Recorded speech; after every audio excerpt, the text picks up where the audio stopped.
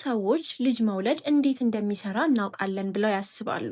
ነገር ግን የእናትየው አካል ውስጥ ትክክለኛው ሂደት እናንተ ከምታስቡት በላይ በጣም ውስብስብ ነው። ምጥ ሲጀምር የእናቲቱ አካል በተፈጥሮ ውስጥ ያልተለመደ ሂደት ውስጥ ያልፋል። የእናቲቱ የውስጠኛው የማህፀን ክፍል ህፃኑን በቀስታ ወደ ታች ይገፋዋል።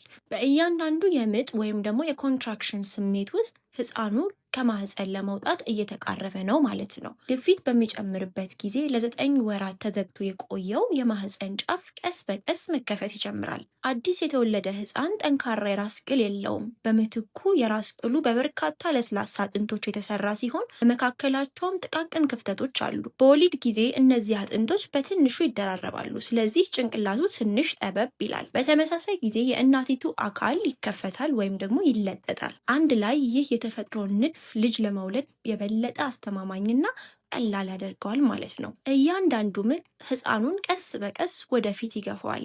ከዚያም በመጨረሻ በኃይለኛው ግፊት ህፃኑ ወደዚህኛው ዓለም ይቀላቀላል። ልጁ ከተወለደ በኋላ ለ9 ወራት ህፃኑን ሲንከባከብ የቆየው የእንግዴ ልጅ ስራውን አጠናቅቆ ይወጣል። ይህ ሁሉ ጉዞ በእናቲቱ አካል ውስጥ በወሊድ ጊዜ ይከናወናል። በጥንካሬ በማይታመን ሂደት ውስጥ የሚሰራ ፍጹም የተፈጥሮ ንድፍ ነው።